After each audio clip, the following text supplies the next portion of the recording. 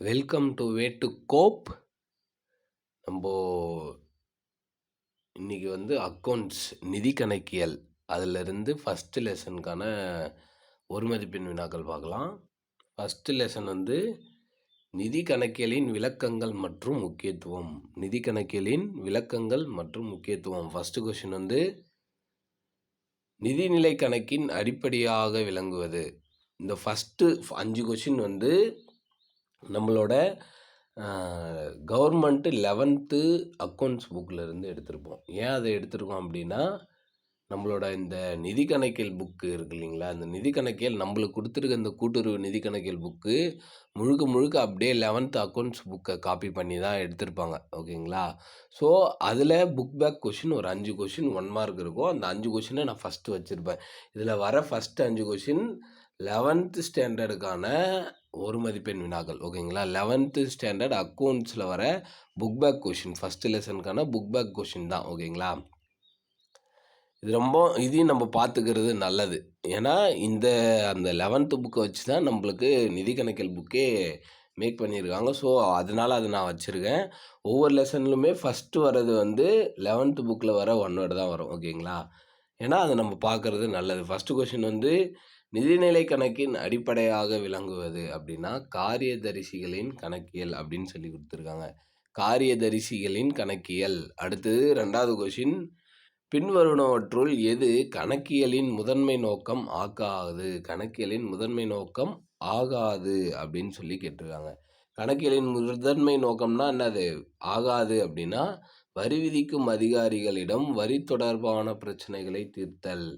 ஓகேங்களா? வரி விதிக்கும் அதிகாரிகளிடம் வரி தொடர்பான பிரச்சனைகளை தீர்த்தல், அதுதான் ஆகாதுன்னு கேட்டிருக்காங்க. ஓகேங்களா? நோக்கம் ஆகாது. அடுத்தது 3வது கொஷின் பின்வருவனவற்றில் எது கணக்கியலின் பிரிவுகளில் இடம் பெறாது. கணக்கியலின் பிரிவுகளில் இடம் பெறாது அப்படின்னா மேற்கண்ட எதுவும் இல்லை. அதான் ஆன்சர். ஏன்னா நிதிநிலை கணக்கியல் வரும், மேலாண்மை கணக்கியல் வரும், மனிதவள கணக்கியல், இது எல்லாமே கணக்கியலோட பிரிவுகள் தான். ஓகேங்களா? ஆனால் இதில் எதுவுமே கிடையாது. அதனால் மேற்கண்ட எதுவும் இல்லை. 4வது கொஷின் ஒரு வணிகத்தின் நிதிநிலையை அறிந்து கொள்ள அடிப்படையானது. நிதிநிலையை அறிஞ்சுக்கணும்னா இருப்பு நிலை குறிப்பு தான். நிதிநிலையை அறிஞ்சுக்கணும் அப்படின்னா இருப்பு நிலை குறிப்பு தான். இருப்பு நிலை குறிப்பு தான் ஒரு நிறுவனத்தின் நிதிநிலையை அறிந்து கொள்ளக்கூடியது. அப்படின்னா இருப்பு நிலை குறிப்பு, பேலன்ஸ் ஷீட் தான் சொல்லுவாங்க. ஓகேங்களா? அடுத்தது 5வது கொஷின் நிதி தகவல்களின் அகப்பயனாளர்கள். ஓகேங்களா? அகப்பயனாளர்கள்னால் ஒரு நிறுவனத்துக்குள்ளேயே வேலை செய்கிறவங்க தான் அகப்பயனாளர். இப்போ கடனீந்தோர்னா யார்? நம்மளுக்கு கடன் கொடுத்தவங்க, அப்படின்னா அவங்க வெளிப்பயனாளர். அடுத்தது பணியாளர், இவங்க தான் அகப்பயனாளர். பணியாளர் தான் அந்த நிறுவனத்துக்குள்ளே வேலை செய்கிறவங்க. ஓகேவா? அதனால பணியாளர். வாடிக்கையாளர் வரமாட்டார். ஏன்னா வாடிக்கையாளர் வெளியில் இருக்கிறவர். இவர் புறப்பயனாளர். அரசும் புறப்பயனாளர். அப்போது பணியாளர் தான் அகப்பயனாளர். ஓகேங்களா? அடுத்தது இந்த 5 கொஷினுமே நம்மளோட 11th அக்கௌண்ட்ஸ் புக்கில் இருந்து எடுத்த கொஷின். ஸோ இதுலேருந்து வர்றது நம்ம புக்கை பேஸ் பண்ணி நம்ம எடுத்திருப்போம். அடுத்தது இது கூட்டுப்பங்கு கம்பெனி சட்டம் 2013 எந்த பிரிவின்படி நிகழ்வின் அடிப்படையில் கணக்கிடுதலின் பதிவு செய்வது அவசியமாகிறது. நிகழ்வின் அடிப்படையில் கணக்கிடுதலில் பதிவு செய்வது அவசியமாகிறது அப்படின்னா பிரிவு 128 உட்பிரிவு 3, 128 உட்பிரிவு 3ல் தான் சொல்கிறாங்க. அடுத்தது 7வது கொஷின் நிறுவனத்தின் கணக்கியல் வழிமுறைகளை வடிவமைப்பர். கணக்கியல் வழிமுறைகளை வடிவமைப்பவர் யார்? கணக்காளர் தான் வடிவமைப்பார். அக்கௌண்டன்ட் தான் வடிவமைப்பார். ஓகேங்களா? கணக்காளர் தான் வடிவமைப்பார். 8வது கொஷின் நிறுவனத்தின் ஏடுகளை பராமரிப்பவர். நிறுவனத்தின் ஏடுகளை பராமரிப்பவர் நிதி ஆலோசகர், வரி மேலாளர், பொது தொடர்பு அலுவலர், நிர்வாகத்திற்கு தகவல்களை தருபவர் மற்றும் வணிக சொத்துக்களின் காப்பாளர். இது எல்லாமே யாரோட பணி அப்படின்னா கணக்காளரோட பணி. ஓகேங்களா? அப்போது அவர் கணக்காளர் எப்படி இருப்பார்?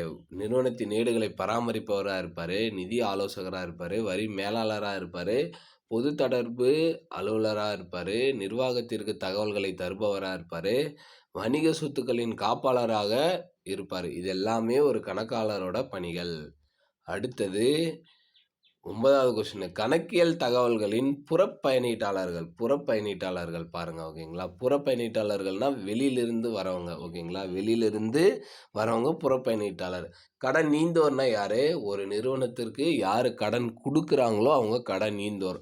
அப்போ கடன் குடுக்குறாங்கன்னா வெளி நிறுவனம். ஓகேங்களா? அதுவும் புறப்பயனீட்டாளர். முதலீட்டாளர்கள் அப்படின்னா ஷேர் ஹோல்டர். ஓகேங்களா? நம்ம கம்பெனியில இன்வெஸ்ட் பண்றவங்க. அப்போ அவங்களும் ஒரு புறப்பயனீட்டாளர்கள் தான். ஓகேங்களா? அடுத்தது பொதுமக்கள். பொதுமக்கள் யாரு? வெளியில இருக்கிறவங்க. அப்போ மேற்கண்ட அனைத்தும் தான் புறப்பயனீட்டாளர்கள். ஓகேங்களா? மேற்கண்ட அனைத்தும் புறப்பயனீட்டாளர்கள். 10வது கொஸ்டின் கணக்கியல் தகவல்களில் அகப்பயனீட்டாளர்கள் யாரு? யாரு உள்ளுக்குள்ளே இருப்பாங்க? உரிமையாளர்கள். அந்த உரிமையாளர்கள்னா ஓனர். அவர் உள்ளுக்குள்ளே தானே இருப்பாரு. நிறுவனத்தின் உள்ளே தான் இருப்பாரு. பணியாளரும் உள்ளே தான் இருப்பாரு. ஆனா வரி அதிகாரிகள் வெளியில இருப்பாரு. அப்போ ஆப்ஷன் இ தான் ஆன்சர். பெரிய இ தான் ஆன்சர். 10வதுக்கு ஆ மற்றும் ஆ. அடுத்தது 11 பொதுவாக கணக்கியல் அடிப்படைகள் என்ன அப்படின்னா ரொக்க அடிப்படை, நிகழ்வு அடிப்படை அல்லது வணிக அடிப்படை, கலப்பு அடிப்படை அல்லது கலப்பின் அடிப்படை. மேற்கண்ட அனைத்தும் தான் ஆன்சர். மேற்கண்ட அனைத்தும் தான். கணக்கியலின் அடிப்படைகள்னு கேட்பாங்க. ஓகேங்களா? கணக்கியலின் அடிப்படைகள் எத்தனை? 1, 2, 3, 4, 5. மொத்தம் 5 கணக்கியலின் அடிப்படைகள். மொத்தம் 5. என்னென்னதுன்னா ரொக்க அடிப்படை, நிகழ்வு அடிப்படை, வணிக அடிப்படை, கலப்பு அல்லது கலப்பின் அடிப்படை. மேற்கண்ட அனைத்தும் தான் ஆன்சர். 12வது கொஷின் கடன் நடவடிக்கைகள் இதில் இடம்பெறாது. அப்போ எதுல ஒன்றுத்துல கடன் நடவடிக்கைகள் இடம்பெறாது அப்படின்னு சொல்லியிருக்காங்க.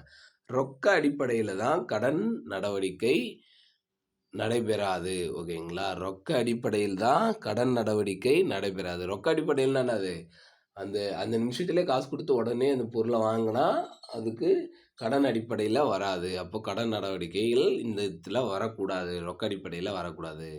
அடுத்தது கீழ்காண்பவைகளில் எது ரொக்க அடிப்படையில் வருமானமும் சொத்துக்களும் பதியப்படுகிறது, அதுவே செலவுகளும் பொறுப்புகளும் நிகழ்வு அடிப்படையில் பதியப்படுகிறது அப்படின்னா கலப்பு மற்றும் கலப்பின அடிப்படை. கலப்பு மற்றும் கலப்பின அடிப்படை. 13வது ஆன்சர் கலப்பு மற்றும் கலப்பின அடிப்படை.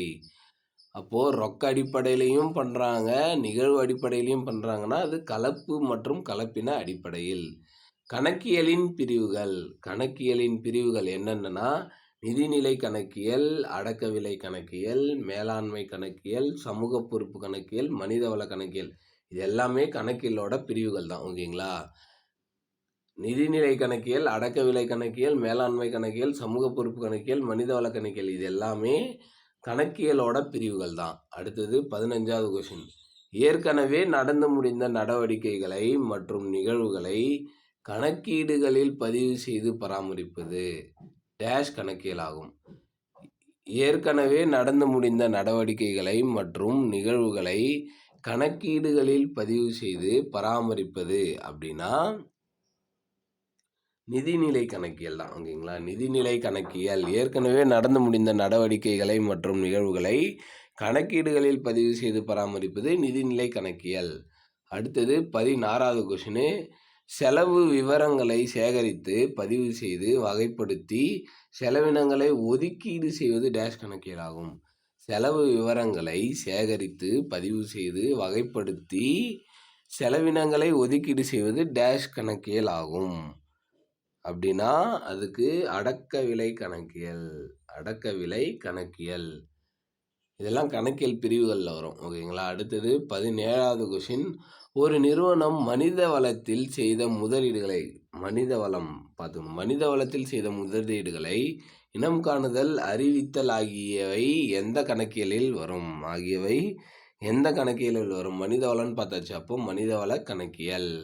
ஆன்சர் மனிதவள கணக்கியல். 17வதுக்கு மனிதவள கணக்கியல். 18வதுக்கு நிறுவனங்கள் கணக்கியல் தகவல்களை சமூகத்தின் பார்வையில் போட்டாச்சு. சமூகத்தின் பார்வையில் வழங்குவது எந்த கணக்கியல் பிரிவில் அடங்கும்? சமூகத்தின் பார்வையில்னாவே நம்மளுக்கு தெரியணும் சமூக பொறுப்பு கணக்கியல். ஓகேங்களா? சமூக பொறுப்பு கணக்கியல். 18வதுக்கு சின்ன ஆதான் ஆன்சர். அடுத்தது 19வது கணக்கியல் தகவல்களை நிர்வாகத்திற்கு தருவது எந்த கணக்கியல் பிரிவில் அடங்கும்? கணக்கியல் தகவல்களை நிர்வாகத்திற்கு மேனேஜ்மெண்ட்டுக்கு தரது அப்படின்றது வந்து மேலாண்மை கணக்கியல். ஓகேங்களா? நிர்வாகம்னா என்னது? மேனேஜ்மெண்ட். 19வதுக்கு பெரிய மேலாண்மை கணக்கியல் தான் ஆன்சர். 19வதுக்கு மேலாண்மை கணக்கியல் தான் ஆன்சர். ஏன்னா கணக்கியல் தகவல்களை நிர்வாகத்திற்கு, நிர்வாகம்னா என்னது? மேனேஜ்மெண்ட். அப்போ மேலாண்மை கணக்கியல். அடுத்தது 20வது இரட்டைப்பதிவு கணக்கியலை மேம்படுத்தியவர் யாரு? லூக்கா ஃபார்சியோலி. லூக்கா ஃபார்சியோலி தான் இரட்டைப்பதிவு கணக்கியலை மேம்படுத்தினார். அடுத்தது லூக்கா ஃபார்சியோலி எந்த நாட்டை சார்ந்தவர்? லூக்கா ஃபார்சியோலி இத்தாலி நாட்டை சார்ந்தவர். 21வதுக்கு இத்தாலி தான் ஆன்சர். அடுத்தது 22 இத்தாலியை சேர்ந்த லூக்கா ஃபார்சியோலி இதான் பார்த்தோம்ல. இத்தாலியை சேர்ந்த லூக்கா ஃபார்சியோலி எந்த ஆண்டு இரட்டைப்பதிவு கணக்கிலே மேம்படுத்தினார்? பார்த்தோம்ல. எந்த ஆண்டுனா கிபி 1494. 1494 எப்போ அப்படின்னா கிபி. கன்ஃபியூஸே ஆகக்கூடாது. கிபியா கிமுவான்ட்டு கிபி தான். அடுத்தது தொழில் புரட்சி எந்த நூற்றாண்டு? தொழில் புரட்சி 18 மற்றும் 19ஆம் நூற்றாண்டு. அப்போது பெரிய இ அதான் ஆன்சர். ஆ மற்றும் ஆ. 23வதுக்கு ஆ மற்றும் ஆ. 24வது கொஷின் கணக்கியல் எந்த நூற்றாண்டில் சமூக பொறுப்பு கணக்கியலாக வளர்ச்சி அடைந்தது? கணக்கியல் எந்த நூற்றாண்டில் சமூக பொறுப்பு கணக்கியலாக வளர்ச்சி அடைந்தது அப்படின்னா 21வது நூற்றாண்டு. சமூக பொறுப்பு கணக்கியல்னா 21வது நூற்றாண்டு. விற்பனை செய்யும் நோக்கத்துடன் சரக்குகளை ரொக்கத்திற்கோ அல்லது கடனுக்கோ. விற்பனை செய்யும் நோக்கத்தோடுன்னு வந்துட்டாலே அது கொள்முதல் தான். ஓகேங்களா? கொள்முதல். விற்பனை செய்யும் நோக்கத்தோடு நம்ம ஒரு பொருளை வாங்கி அதை மறுபடியும் சேல் பண்ணணுன்ற ஒரு மெத்தடுக்காக வாங்குகிறோம் அப்படின்னா அதுக்கு பேர் கொள்முதல். ஓகேங்களா? கொள்முதல். சரக்குகளை ரொக்கத்திற்கோ அல்லது கடனுக்கோ வாங்குதல் கொள்முதல் எனப்படும். அடுத்தது 26வது கொஷின் காலப்போக்கு மற்றும் பயன்பாடு காரணமாக நிலை சொத்துக்கள் மதிப்பில் உண்டாகும் படிப்படியான குறைவே தேய்மானம் எனப்படும். ஓகேவா? தேய்மானம்னா என்னன்னு கொடுத்துருக்காங்க. காலப்போக்கு யூசேஜ், காலப்போக்கு மற்றும் பயன்பாடு வருஷம் வருஷம் அதோட யூசேஜை பொறுத்து அதோட மதிப்பில் குறைஞ்சிக்கிட்டே வருதுல்ல, அதுக்கு பேர் தான் தேய்மானம். காலப்போக்கு மற்றும் பயன்பாடு காரணமாக நிலை சொத்துக்களின் மதிப்பில் உண்டாகும் படிப்படியான குறைவே தான் தேய்மானம் எனப்படும். அடுத்தது 27வது கொஷின் கணக்கியல் என்பது குறைந்தபட்சம் ஒரு பகுதியாவது நிதியியல் தன்மை கொண்ட மற்றும் பணத்தால் மதிப்பிடக்கூடிய நடவடிக்கைகள் மற்றும் நிகழ்வுகளை முறையாக பதியவும் வகைப்படுத்தவும் சுருங்கக் கூறும் மற்றும் அதன் விளைவுகளை தெரிவிக்கும் ஒரு கலையாகும் அப்படின்னு சொன்னது அப்படி யாருன்னா அமெரிக்க பொது கணக்காளர் சான்று நிறுவனம். அமெரிக்க பொது கணக்காளர் சான்று நிறுவனம். அடுத்தது 28வது கொஷின் கணக்கியல் என்பது பொருளாதார தகவல்களை கண்டறிந்து அளவிட்டு தகவல் தெரிவிக்கக்கூடிய ஒரு செயல்பாடு. இன்னொரு வாட்டி சொல்கிறேன். கணக்கியல் என்பது பொருளாதார தகவல்களை கண்டறிந்து அளவிட்டு தகவல் தெரிவிக்கக்கூடிய ஒரு செயல்பாடு ஆகும் என்று கணக்கியலுக்கு விளக்கம் அளித்த நிறுவனம் எது அப்படின்னா அமெரிக்க கணக்கியல் கழகம். அமெரிக்க கணக்கியல் கழகம். பெரிய ஆ தான் ஆன்சர். அமெரிக்க கணக்கியல் கழகம் 28க்கு. அடுத்தது 29 நிதியியல் தகவல்களை இனம் காணுதல், அளவிடுதல், பதிவு செய்தல், வகைப்படுத்துதல், சுருக்கமுணர்தல், உய்த்துரைத்தல் மற்றும் தகவல்களை தெரிவித்தல் போன்ற முறையான செயல்பாடுகளை உள்ளடக்கியது தான் என்னது அப்படின்னா கணக்கியல். ஓகேங்களா? கணக்கியல் தான் அதோட மீனிங். ஓகேங்களா? கணக்கியலுக்கு டெஃபினிஷன் என்னது? நிதியியல் தகவல்களை இனம் காணுதல், அளவிடுதல், பதிவு செய்தல், வகைப்படுத்துதல், சுருக்க உணர்தல், உய்த்துரைத்தல் மற்றும் தகவல்களை தெரிவித்தல் போன்ற முறையான செயல்பாடுகளை உள்ளடக்கியல் தான் கணக்கியல். Option E the answer. அடுத்தது கணக்கியல் சுழற்சியின் நிலைகள். இது கணக்கியல்னு வரணும். கணக்கியல் சுழற்சியின் நிலைகள் எத்தனை நிலைகள் மொத்தம்? கணக்கியல் சுழற்சியின் நிலைகள் எத்தனை நிலைகள்னா 6 நிலைகள். புக்கில் வந்து 6 கொடுத்துருக்கு. ஓகேங்களா? அடுத்தது 31. பதிவுகளை குறிப்பேடுகளிலிருந்து பேரேட்டிற்கு மாற்றுவது டேஷ் எனப்படும். பதிவுகளை குறிப்பேடுகளிலிருந்து பேரேட்டிற்கு மாற்றுவது டேஷ் எனப்படும். எடுத்தெழுதுதல். ஓகேங்களா? குறிப்பேடுகளிலிருந்து பேரேட்டிற்கு மாற்றுவது எடுத்தெழுதுதல். ஏன்னா குறிப்பேட்டில் இருக்கிறது அப்படியே இனம் வாரியாக பேரேட்டில் நம்ம எடுத்து எழுதுவோம். அதுக்கு பேர் தான் எடுத்தெழுதுதல். 31க்கு ஈதான் ஆன்சர், எடுத்தெழுதுதல். அடுத்தது 32. அனைத்து பேரேட்டு கணக்குகளின் பற்றுப்பக்கம் மொத்தத்திற்கும் வரவு பக்கம் மொத்தத்திற்கும் இடையேயான வேறுபாட்டினை கண்டறிவது இருப்பு கட்டுதல் எனப்படும். ஓகேவா? அதாவது அனைத்து பேரேட்டு கணக்குகளின் பற்றுப்பக்கம் மொத்தத்திற்கும் வரவு பக்கம் மொத்தத்திற்கும் இடையேயான வேறுபாட்டினை கண்டறிவது, டிஃப்ரென்ஸ் கண்டுபிடிப்போம்ல, அந்த டிஃப்ரென்ஸ் பேர் தான் இருப்பு கட்டுதல். ஓகேங்களா? அடுத்தது 33வது கொஷின். நடவடிக்கைகள் குறிப்பேட்டில் எவ்வாறு பதிவுபடுகிறது அப்படின்னா, நடவடிக்கைகள் நிகழ்ந்த கால வரிசைப்படி தான் குறிப்பேட்டில் பதியப்படும். ஓகேங்களா? நடவடிக்கைகள் நிகழ்ந்த கால வரிசைப்படி தான் குறிப்பேட்டில் நடவடிக்கைகள் பதியப்படும். அடுத்தது 34வது கொஷின். இருப்பு நிலை குறிப்பு சொத்துக்கள் மற்றும் பொறுப்புகளின் இருப்புகளை காட்டும் ஒரு அறிக்கை. ஓகேங்களா? அறிக்கை, பட்டியல், எப்படி வேணால் சொல்லலாம். இது ஒரு கணக்கு கிடையாது.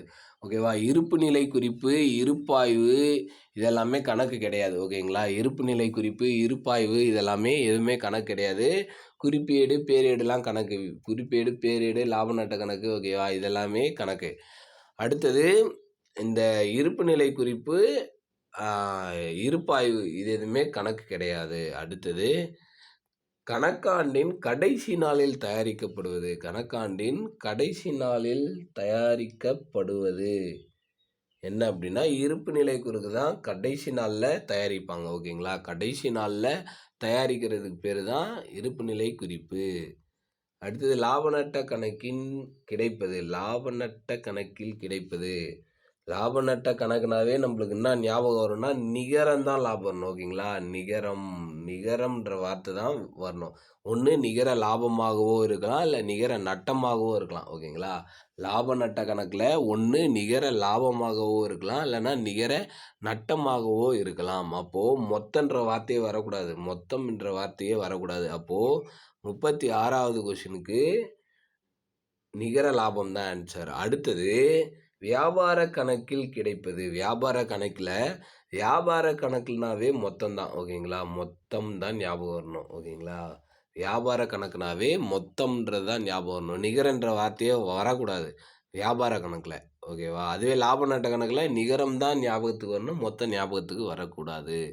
அப்போது வியாபார கணக்கில் நிகரம் வரக்கூடாது, இது வரக்கூடாது. அப்போது மொத்த லாபம் அல்லது மொத்த நட்டம் தான் கிடைக்கும். வியாபார கணக்கில் மொத்த லாபம் அல்லது மொத்த நட்டம் தான் கிடைக்கும். லாப நட்ட கணக்கில் நிகர லாபம் அல்லது நிகர நட்டம் தான் கிடைக்கும். ஓகேங்களா? அதாவது வியாபார கணக்குனா என்னது? நம்ம ஒரு சரக்கு வாங்குவோம், அதை அப்படியே விற்றுட்டு, இப்போ 500 ரூபாய்க்கு சரக்கு வாங்குகிறோம்.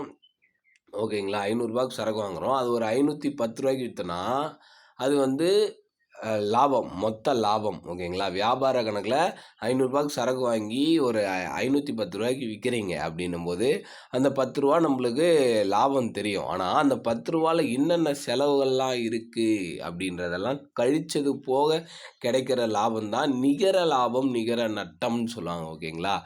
மொத்த லாபம், மொத்த நட்டம் கிடைச்சாலுமே நிகர லாபமா, நிகர நட்டமான்னு நம்ம அப்புறமேட்டு தான் கண்டுபிடிக்க முடியும். அப்போது வியாபார கணக்கில் மொத்தமாக இவ்வளோ லாபமான்னு சொல்லுவாங்க. விற்று முடிச்சதுக்கு அப்புறமேட்டுக்கா மொத்தமாக இவ்வளோ லாபம்னு சொல்லுவாங்க.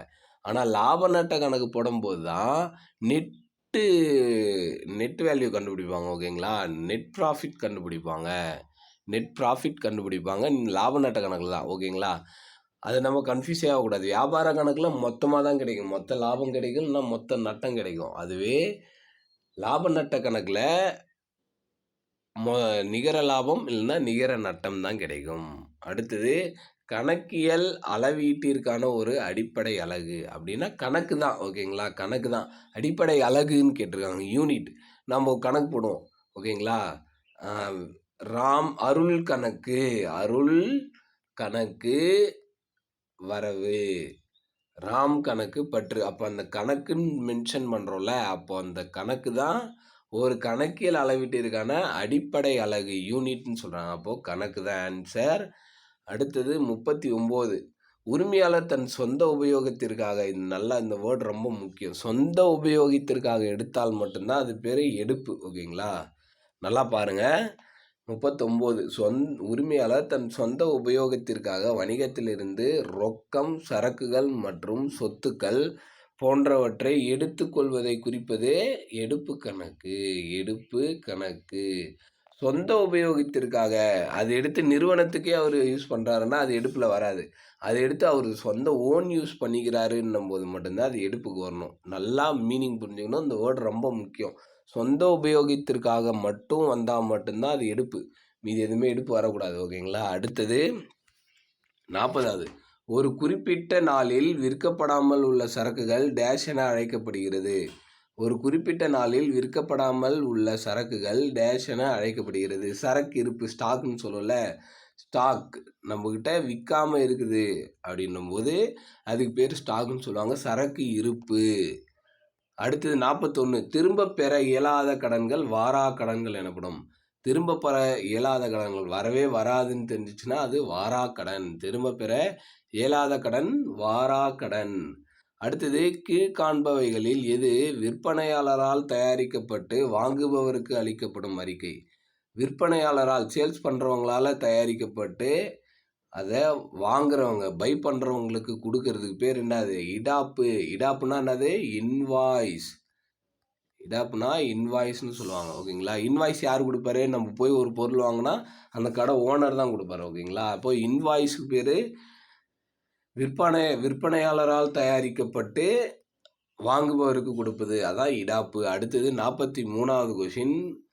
கொள்முதல் செய்த சரக்குகளை சரக்கு அளித்தவரிடம், அதாவது கொள்முதல் செய்த சரக்குகளை நம்ம ஒரு பொருள் வாங்கிட்டோம் அப்படின்னா அதை வாங்கினவரிடமே கொடுக்கறதுக்கு பேர் என்னது அப்படின்னா கொள்முதல் திருப்பம் அல்லது வெளித்திருப்பம். கொள்முதல் திருப்பம் அல்லது வெளித்திருப்பம்.